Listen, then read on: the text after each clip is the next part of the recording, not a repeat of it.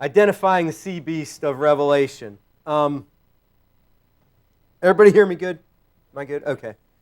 It's been said that the preterist position stands or falls on the early date of Revelation. And, for the most part, I'd have to agree. If the book of Revelation was not written before AD 70, it cannot be a prophecy about AD 70. That being said, the extent of Nero Caesar's role in the book and the part it plays in helping to establish a pre-AD 70 date for the writing of the book cannot be overemphasized. As Ken Gentry says, as all roads lead to Rome, so do they all terminate at Nero's palace. Nero's specter haunts the pages of Revelation. And while there is much collaborating evidence to support the early date, this other evidence alone would not establish it apart from the direct evidence stemming from Nero, in my opinion. 30 years ago, as I read David Chilton's commentary on Revelation, The Days of Vengeance, I put it up there on the slide, the front cover of the book, I was blown away as he demonstrated how Nero fit the profile of the beast like a hand in a glove. The three most salient points for me that stood out were, number one, the 42-month war with the holy ones, the number of the beast, and the identity of the sixth king. While I'm sure most everyone here is familiar with these three things, I'll just recount them briefly. First, the 42-month war with the holy ones. In Revelation 13, 1 through 2, we're introduced to a seven-headed beast rising from the sea. In verse 4, the question is asked, who is like the beast, and who is able to make war with him? As the chapter proceeds, we're told that this seven-headed beast is given a mouth to speak arrogant words and blasphemies, and to act for 42 months. And it was given to him to make war with the holy ones and to overcome them. I think most people are familiar with the atrocities committed under Nero. He fed Christians to the lions. He burned them at the stake, the original Roman candles, as Chilton says. According to church tradition, both the Apostle Peter and the Apostle Paul died at the hands of Nero. And as a matter of historical record, Nero's persecution of the church, his war with the holy ones to overcome them, lasted 42 months from the middle of November AD 64 to the beginning of June AD 68. The second point that struck me in Chilton's work was the number of the beast, 666. In Revelation 13:18, John's readers are told, "Here is wisdom. Let him who has understanding calculate the number of the beast. For the number is that of a man, and his number is 666. In the ancient world, letters served as both letters of the alphabet and numerals in the numbering system. Thus, anyone's name could be calculated by simply adding up the numerical value of its letters. And there are many examples of this in antiquity. John's cryptogram, however, was not quite as easy as his readers might at first think. It required wisdom and understanding. The calculation had to be made in Hebrew, not Greek. This way, Greek-speaking Roman officials and informants couldn't easily decode the fact that he was speaking of the Emperor Nero Caesar. Quick drink here. The identity of the sixth king. Finally, in Revelation chapter 17, John is told that the seven heads of the beast are seven kings. 5 have fallen, one is. The other is not yet come. When he comes, he must remain a little while. The first 5 Caesars were Julius, Augustus, Tiberius, Caligula, and Claudius. Nero, the sixth Caesar, was on the throne as John was writing the book and seeing the vision. The seventh on the list, Galba, had not yet come. When he did, he only remained a little while. His reign only lasted 6 months. I've briefly touched on 3 important points here, the 3 that really struck me when I originally read Chilton's book. There's much more collaborating evidence for the early date of Revelation. In his book, Before Jerusalem Fell, Ken Gentry really leaves no stone unturned. If you haven't read it, there's a free PDF version online of the first edition that's easy enough to find. The book is currently in its 3rd edition. Now, to his credit, G.K. Beale, and I heard Mike mention him, and I like him also, but he's an all-millennialist, but he's a good guy. He's one of the few late-date AD 95-ish advocates who attempts to interact with Gentry's arguments. I feel we should always check out both sides of every issue. When you do, I think you'll find it's no exaggeration to say that the evidence for a pre-AD 70 date for the book of Revelation is simply overwhelming. The bottom line is this: Nero's footprints are all over Revelation.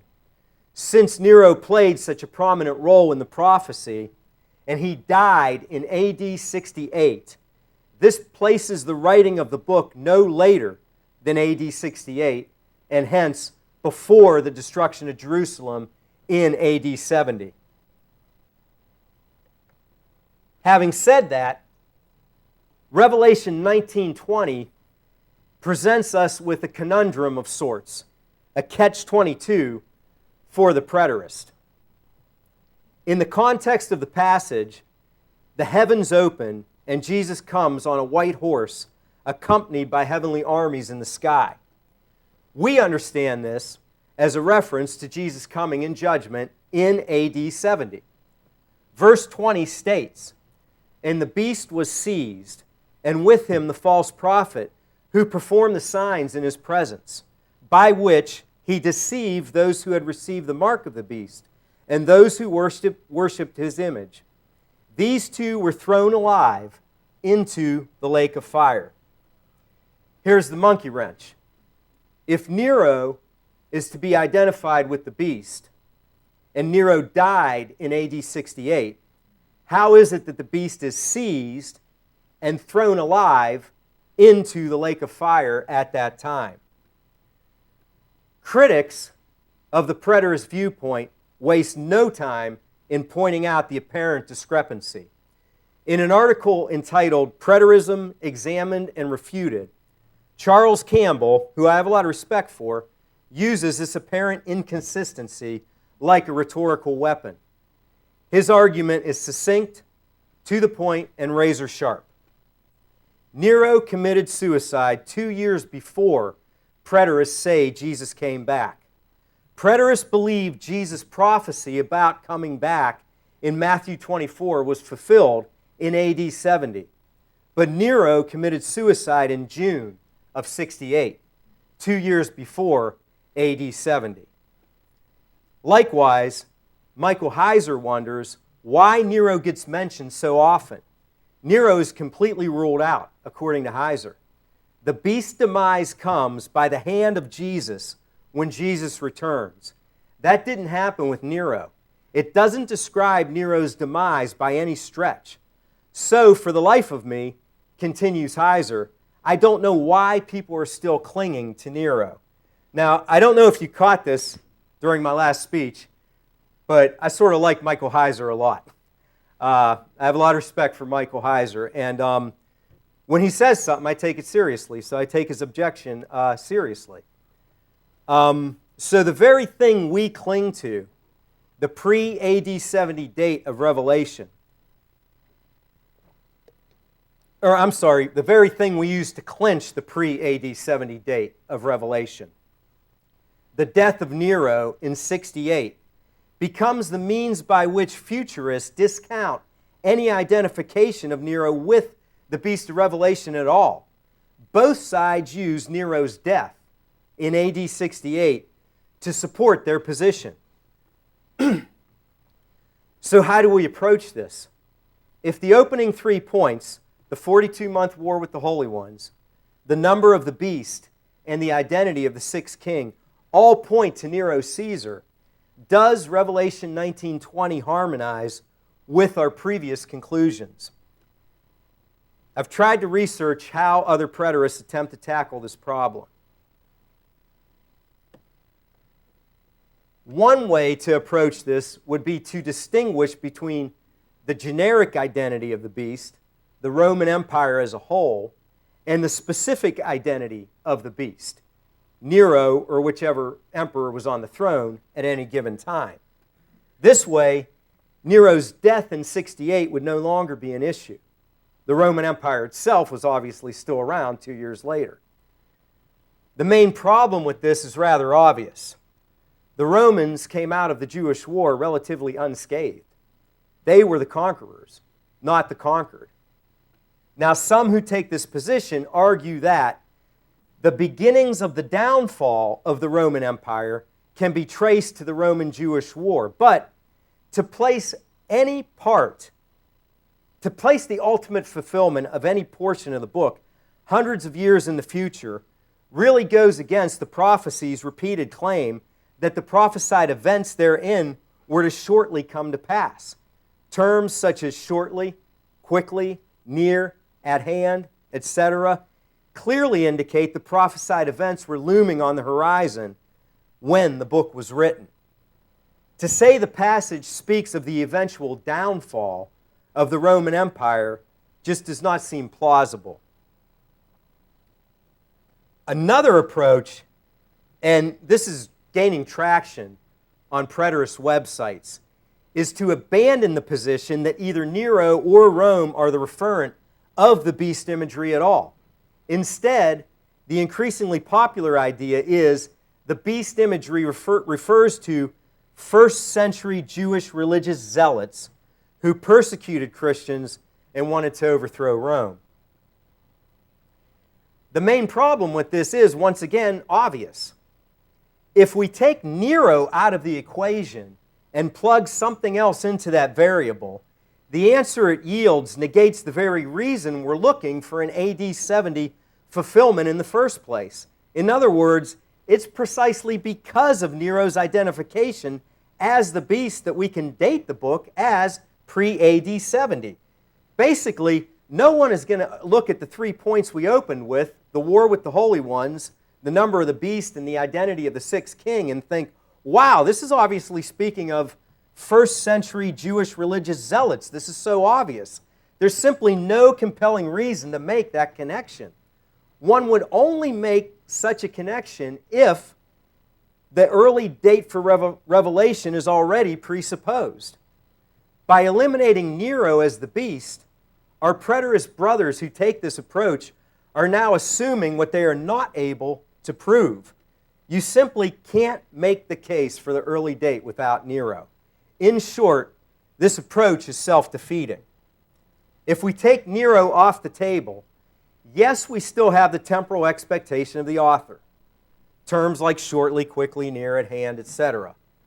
But if we can't establish the latest possible date for the book's composition to be AD 68, Nero's death, perhaps John and his readers were looking for events to take place soon in the lifetime of Domitian Caesar.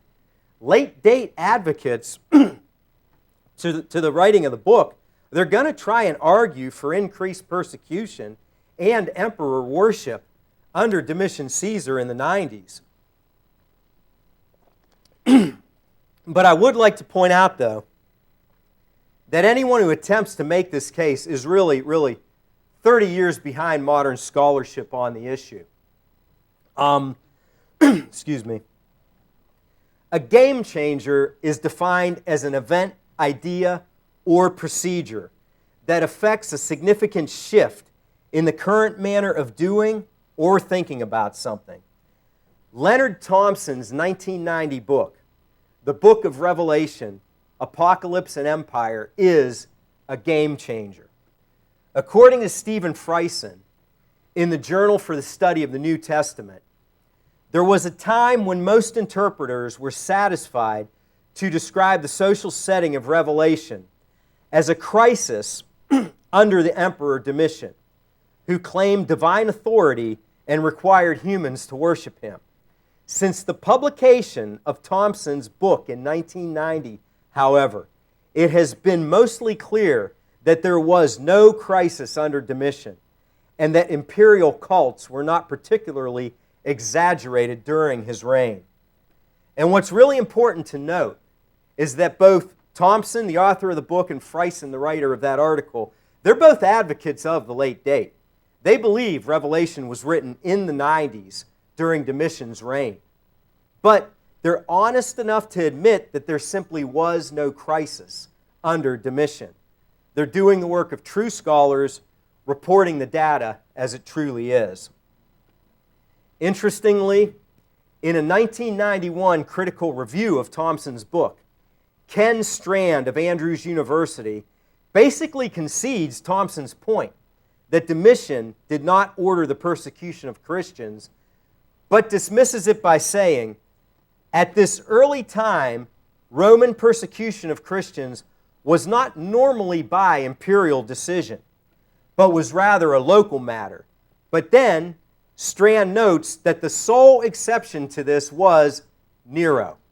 To echo Gentry again, the book of Revelation keeps taking us back to Nero's palace.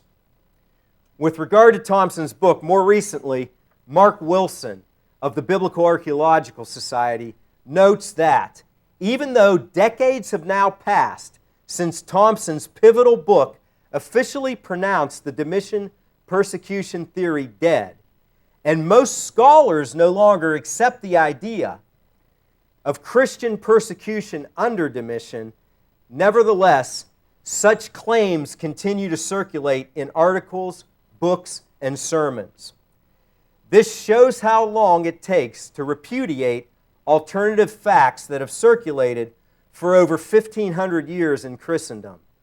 Wilson concludes by saying, the fake news that Domitian instigated a severe persecution of Christians, and this claim, his claim to be master and God provoked this persecution, needs to be removed from the facts of early church history. Folks, Domitian is simply not a viable alternative to Nero as the persecuting power in the book of Revelation.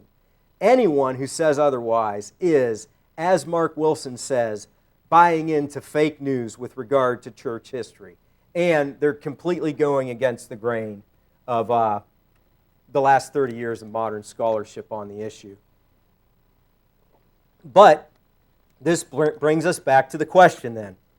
How do we reconcile Nero's death in 68 with the beast's final demise in AD 70? To try and remove Nero as the referent of the beast imagery and replace it with something like first century Jewish religious zealots isn't really an option in my opinion. Another approach is to see the entire Jewish war, AD 66 to 70, as part of Christ's judgment coming. Ken Gentry takes this approach and notes that the day of the Lord is not one particular day. Rather, it involves an extended period of judgment. In other words, it was not a one-and-done deal. The whole Jewish war with Rome is his judgment, and therefore his judgment coming. And like all wars, continues Gentry, the Jewish war did not happen in a moment. Nero's death occurs in the context of the 3.5-year-long Jewish war after he himself had initiated it. To me, Gentry's approach is plausible and more plausible than the other two, especially if you look at the usage of the word parousia in its normal everyday language, where it's not referring to some eschatological event. It certainly doesn't carry the idea of a brief appearance. For example, Paul speaks of his own parousia to the Philippians, Philippians 1:26 and 2:12. We would assume that Paul actually spent some time in Philippi. The usage in this context implies an extended arrival and extended stay, followed by Paul's eventual departure. N.T. Wright points out that the very word, parousia, was a common word in Greco-Roman culture for an emperor or dignitary making a state visit to a city province. The operative word here being visit. The visiting dignitary didn't simply show up and immediately leave. There would have been an extended period of visitation. And this whole idea of Christ's parousia as an extended event would seem to be supported by Josephus' famous statement about heavenly armies on chariots in the sky surrounding the city of Jerusalem. As preterists, we're quick to use this passage in response to people who say that there were no heavenly anomalies or cosmic disturbances associated with the Jewish war. What we sometimes neglect to say, however, is that this miraculous event occurred in AD 66, the beginning of the war, and not AD 70, the end of the war. The bottom line, if the heavenly armies were seen at the beginning of the Jewish war, it is possible to see the entire span of judgment events as Christ's parousia, his royal visit, so to speak. My main problem with this would be that in Matthew 24, the actual coming of the Son of Man takes place after the tribulation of those days and doesn't seem to be equated with the tribulation or the entire period known as the tribulation. It would seem that the actual judgment coming of Christ is part of the larger overall parousia event. In Matthew 24, 29 through 30, it says, "But immediately after the tribulation of those days, the sun will be darkened and the moon will not give its light, the stars will fall from the sky, and the powers of the heavens will be shaken. And then the sign of the Son of Man will appear in the sky. And then all the tribes of the earth will mourn, and then they will see the Son of Man coming on the clouds with power and great glory." Most preterists would define the tribulation as the period of time beginning with the Neronic persecution and extending to the Jewish-Roman war. Since Christ's coming happens after the tribulation, it cannot be the tribulation. So, where does this leave us? The evidence definitely points in the direction of Nero Caesar, rather than first-century Jewish religious zealots as the beast. But Nero died 2 years prior to Christ's coming in AD 70. And while it is true that the beast imagery would certainly extend beyond specifically Nero himself and would surely encompass the entire Roman Empire in general, the Roman Empire definitely did not fall in AD 70. Like any war, there were casualties on both sides, no doubt. But like any war, the casualties on the part of the victor cannot in any way be considered a defeat. The Romans were victorious in AD 70. Additionally, as many of our critics point out, Revelation 13:10 states regarding the beast, "If anyone is destined for captivity, to captivity he goes. If anyone kills with the sword he must be killed." While it is true that Nero died at the hand of his own sword, the Romans were not taken captive in AD 70 by any stretch of the imagination. To borrow Heiser's language, this simply does not describe Nero's demise or first century Rome in any way whatsoever.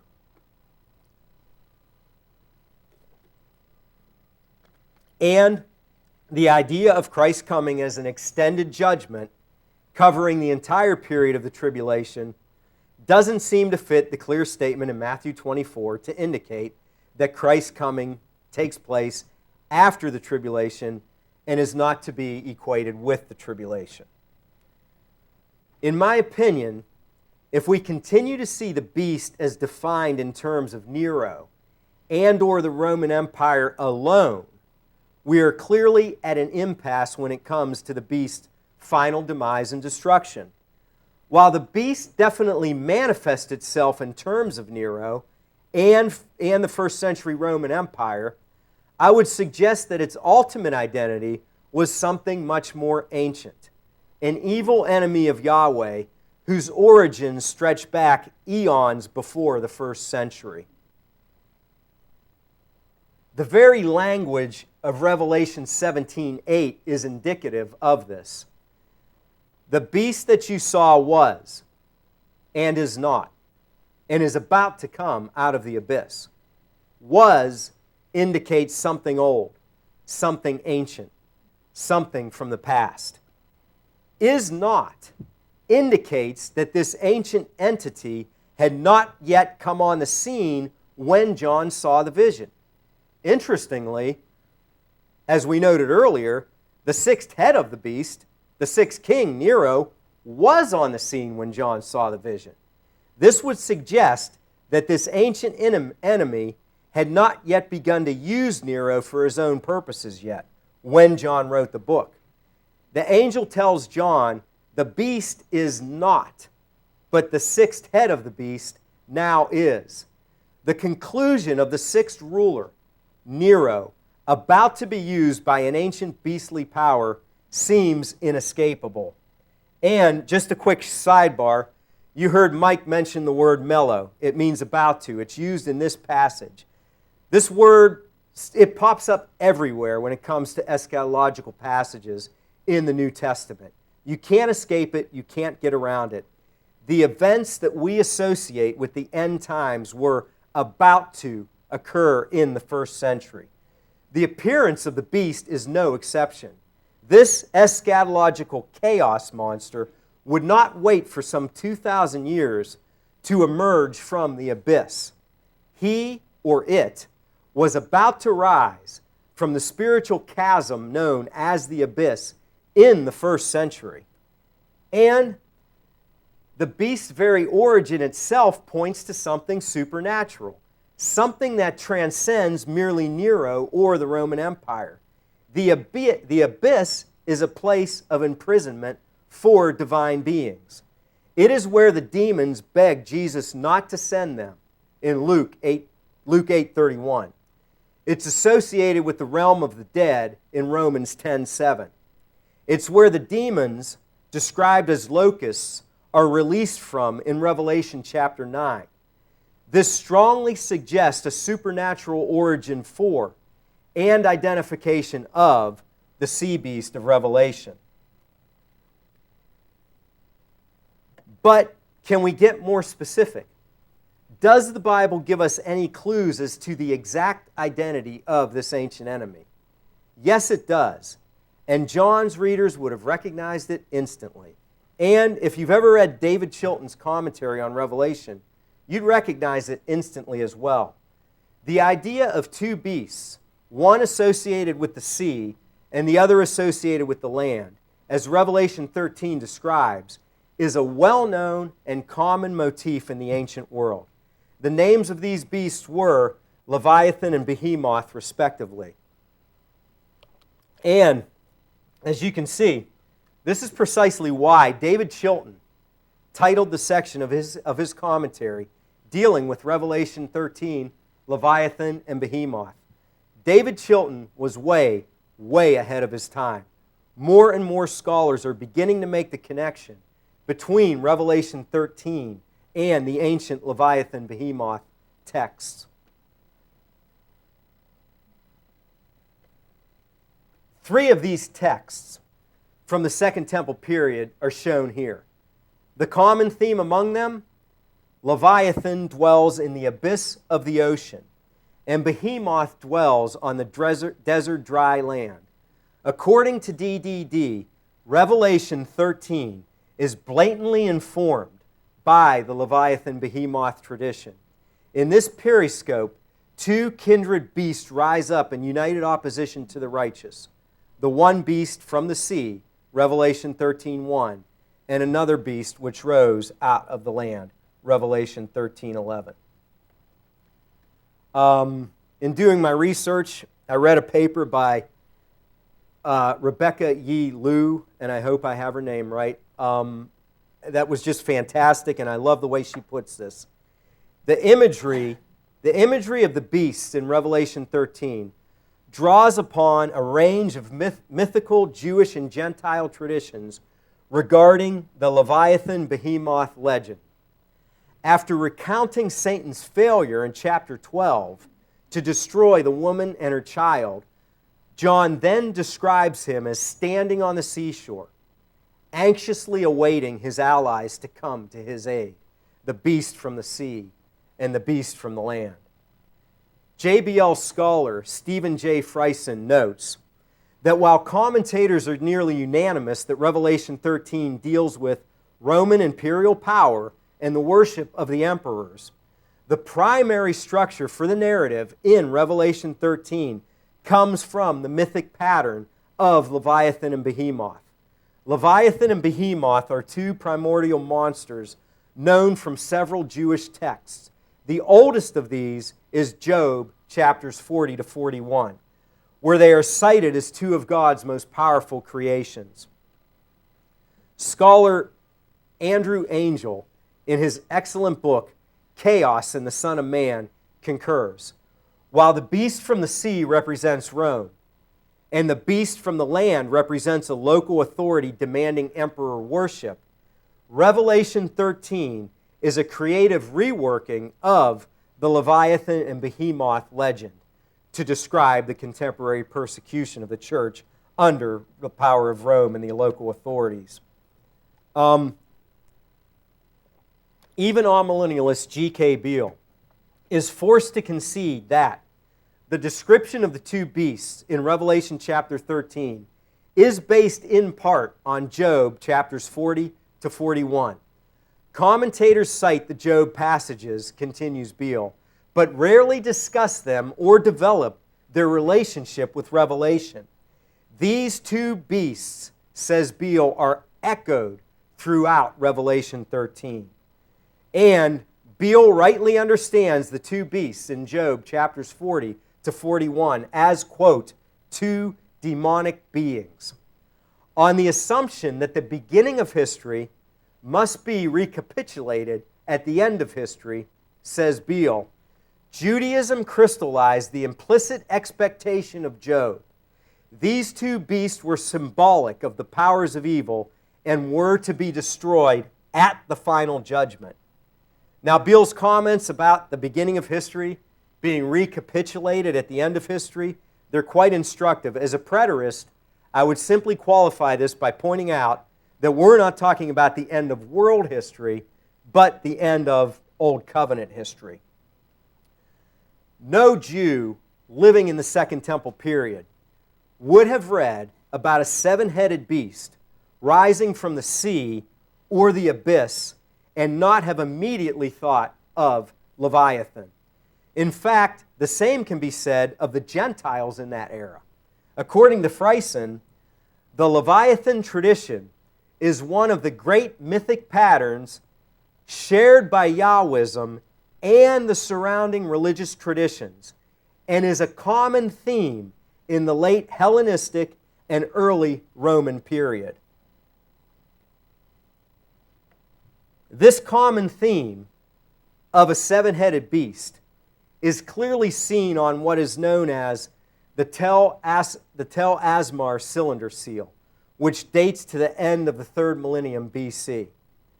According to scholar William D. Barker, this may be the oldest attested representation of the creature we now know as the biblical Leviathan. This is just an artist's reworking of the Tel Asmar cylinder seal. Again, you can clearly see the seven-headed beast. It's being speared by two men, or more likely, two deities. Four of the heads lay limp, as if they've been mortally wounded, while the remaining three heads continue to struggle with one of the combatants. Barker notes that every culture in the ancient Near East used the Leviathan motif, but there were several differences in the application of it in both form and function. In some cultures, it was simply a seven-headed beast, while in others, it was a seven-headed dragon or serpent, most notably the Ugaritic and Hebrew literature.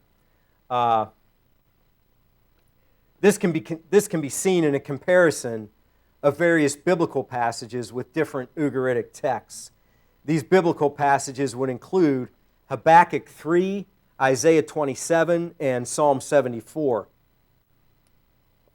In Isaiah, Leviathan is called the fleeing serpent and the twisted serpent. And Psalm 74 mentions Yahweh crushing the multiple heads of Leviathan.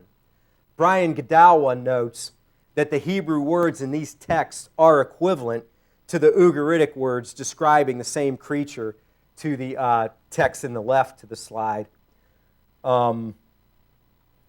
What Godawa is saying here is no exaggeration. Scholar Richard Aberbach notes that the correspondence between the Hebrew texts and the Ugaritic texts are simply indisputable. And Aberbach says it's difficult to avoid the conclusion that Isaiah 27:1, for example, is a free quotation of Baal's battle with the sea monster. Now, don't let a liberal put a slant on that. That doesn't mean the biblical writers plagiarized the Baal cycle. It means, very simply, no, it's not Baal who defeats the chaos monster, it's Yahweh.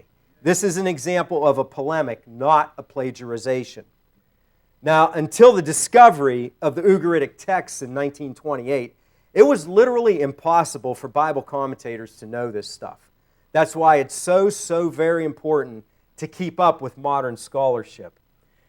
As Heiser says, with regard to the Ugaritic texts, you might be thinking that all you really need to know about the religion of the Israelites is in the Bible. You'd only be partially correct in that thought. We are centuries removed from the world of the Bible, and a lot of the material in the Bible is pretty obtuse to those of us in the 21st century. Those who wrote the Bible were not writing for a technological society, and so words, phrases, descriptions, and concepts that were completely familiar to an Israelite are simply lost on us. And I love that quote from Heiser, and today we think it's the opposite, We think the Bible's describing things that are completely familiar to us, but not to its original readers. You hear preachers talking about Revelations describing Cobra helicopters with nuclear weapons, but those ignorant and ancient people just didn't know how to describe these things. I say, what an arrogant, pretentious attitude we modern people have. It is us. We are the ones who are ignorant. Ignorant of the symbols, motifs, and concepts of the ancient world. It's our job to go back and rediscover these concepts that would have been completely familiar to ancient people, but have become lost to us. And one of those concepts that would have been completely familiar to the Israelites, or any person for that matter, is the concept of the chaos monster, the seven-headed beast, the Hebrew Leviathan, and Ugaritic Lotan. Here's another one. This is, let me start here. Revelation 13, 1 through 2, seems to be a composite description of the seven-headed beast, using the traditions of the various cultures of the ancient Near East. As Adela Collins says in her dissertation, The Combat Myth in the Book of Revelation, John's description is a fusion of diverse traditions that do not seem possible to interpret strictly within an Israelite Jewish framework alone.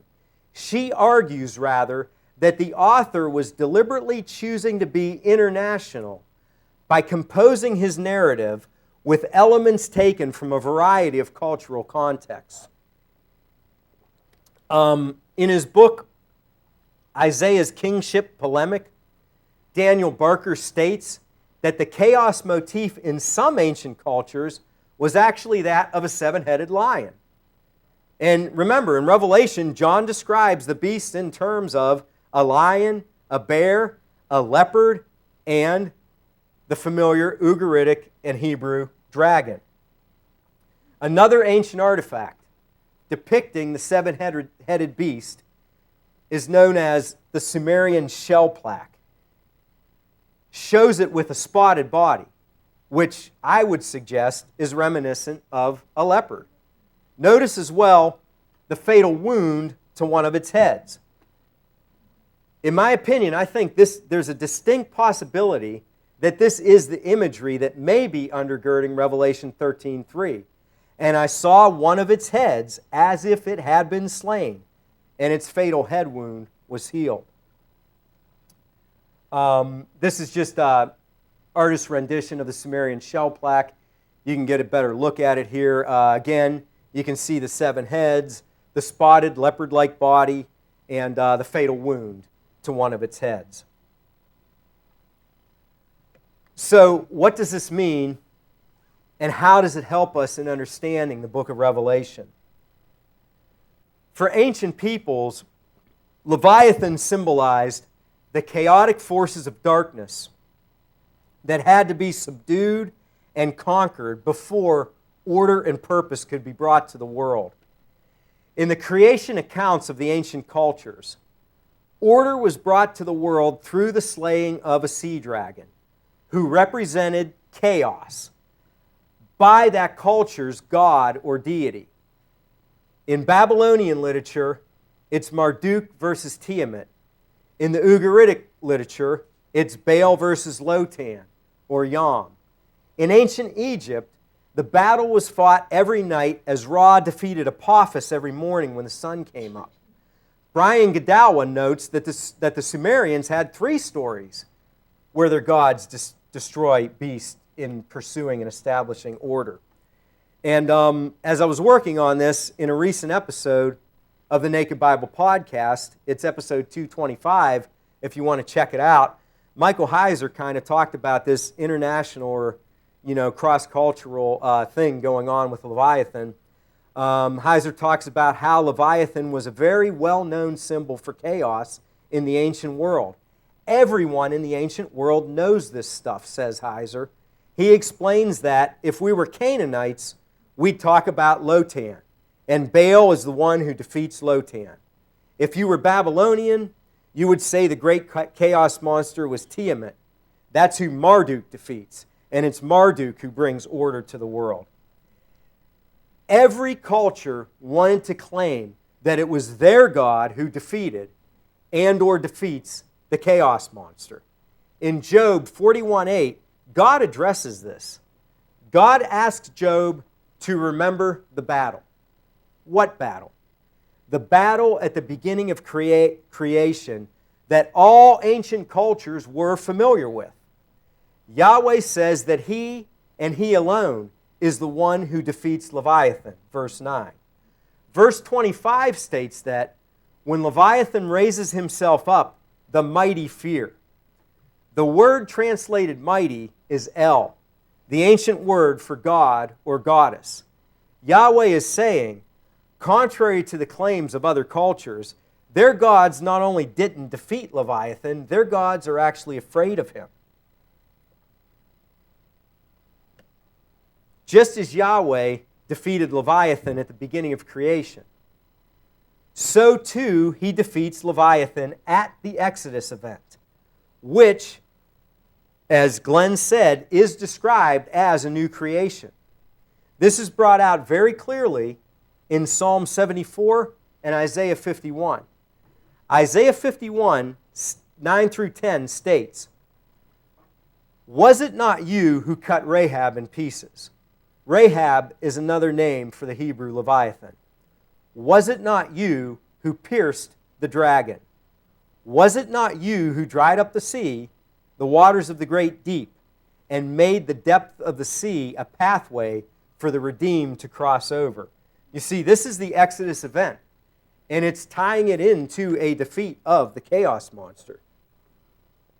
Verses 15 to 16 go on to say, "For I am the Lord your God, who stirs up the sea, and its waves roar.